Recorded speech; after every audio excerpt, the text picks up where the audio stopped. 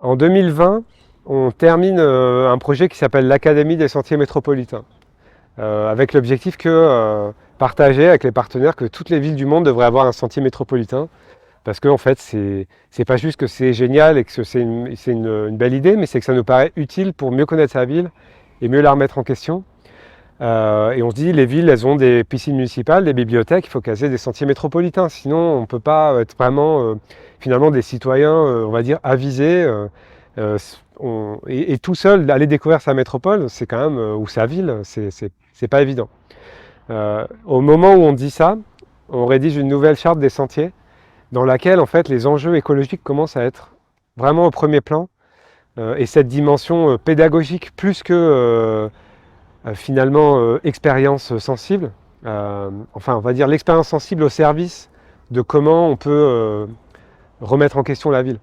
Euh, les enjeux écologiques deviennent de plus en plus importants au sein des sentiers métropolitains et on décide d'aller un cran plus loin en se disant mais comment on peut utiliser tout ça. En fait, on en a marre de critiquer les politiques urbaines sur l'écologie, le greenwashing, etc. C'est quoi en fait, ce serait quoi les fondements de la ville écologique si on y réfléchissait vraiment? Et donc on baignait un peu dans les écrits autour du biorégionalisme. C'est le moment où, donc Baptiste pourra en parler, mais chez Wild Project, il y a des bouquins qui sortent sur le biorégionalisme. On a, ouais, on commence à s'intéresser aux questions d'agriculture urbaine. Et donc on se dit, mais en fait, les sentiers métropolitains, serait ancré au sol, mais l'agriculture urbaine aussi. Est-ce que ce ne serait pas des signaux faibles de la ville écologique du futur et de quoi serait-elle? Et donc on a entamé ce projet-là, Erasmus, Ville terrestre, dans lequel on essaye de poser des fondements donc, de ce que serait la ville écologique du futur dans un contexte de descente énergétique et recherche de convivialité. Et c'est un moment aussi où on relie Ivan Illich qui vient vraiment nous cueillir à ce moment-là un peu de doute. La Covid, on était tous quand même un peu azimutés, quoi. On ne savait plus quoi penser. On nous parlait de transition énergétique, etc. Et lui, Illich, il dit non, mais peu importe l'énergie, ce qui est problématique, c'est l'énergie abondante. Même si on trouvait une énergie infinie qui ne pollue pas, en fait, le problème, c'est la société construite autour de l'énergie, parce que c'est ça qui crée l'individualisme, la société complètement défragmentée, enfin fragmentée.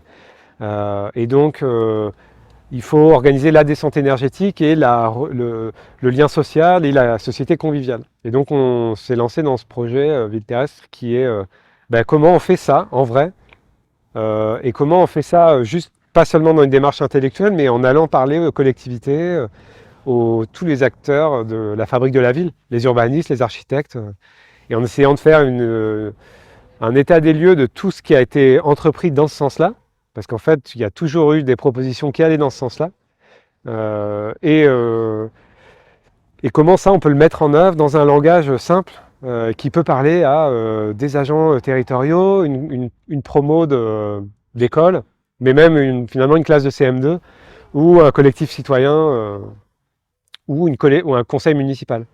Et donc, et c'est ça le projet Ville terrestre.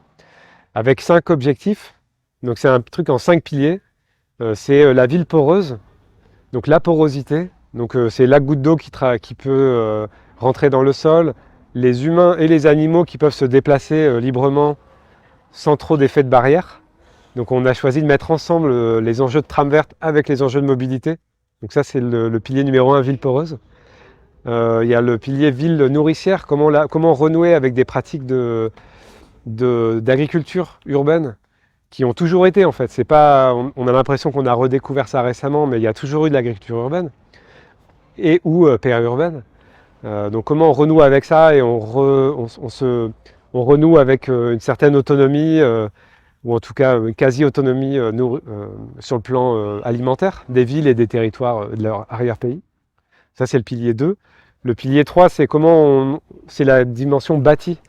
Donc comment on réhabilite un bâti hérité et comment on arrête de construire. Il y a de plus en plus d'architectes qui disent qu'on ne devrait presque plus construire en neuf qu'on devrait que être dans du réemploi ou de la réhabilitation, enfin de la rénovation, avec des produits type terre-paille et terre crue. Bon voilà, ça c'est le pilier numéro 3. Les deux derniers, c'est ville productrice, qui est comment on envisage la ville comme un lieu de production, un lieu de métier, d'artisanat, mais aussi de manufacture, un lieu où on travaille de la matière. Et à l'inverse d'une ville qui est devenue une marchandise, donc la ville avec toutes ces logiques de marketing urbain qu'on connaît, où les villes sont des marques, on attire des investisseurs, essayer de retourner ça pour renouer avec l'artisanat, les manufactures, les métiers de la réparation, etc. Et c'est aussi prendre à sa propre charge en local tous les objets qu'on a, nos vêtements, nos produits, etc. Et le cinquième pilier, c'est la ville du soin, qui est un peu transversal, c'est comment on réhabilite comment on remet en avant des logiques de réseau social, de convivialité, de proximité, de liens de proximité dans les familles, dans les foyers et dans les quartiers. Donc tout ça ensemble, c'est selon nous la ville terrestre, la ville écologique de demain. Et donc là-dedans, que sont les sentiers métropolitains? En fait, ils ont une utilité, c'est ce qu'on appelle maintenant des outils réhabitants. C'est-à-dire des outils qui nous permettent de réhabiter, de se réancrer dans les territoires. Donc ça vient jouer sur le côté ville du soin, comment on se recrée de la proximité dans le voisinage. Il y a une dimension tram aussi, comment on va d'un quartier à l'autre. On se rendait compte avec le sentier de Toulon, par exemple, qu'entre parfois deux communes, il n'y avait aucun passage agréable, non dangereux pour aller à pied. Il n'y avait que la départementale sans trottoir.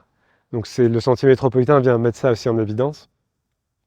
Et le sentier métropolitain, c'est aussi une école de plein air pour se réancrer. Enfin bref, ça vient aussi s'ancrer maintenant. Enfin, pour nous, c'est une carte, le sentier métropolitain, dans ce scénario ville terrestre.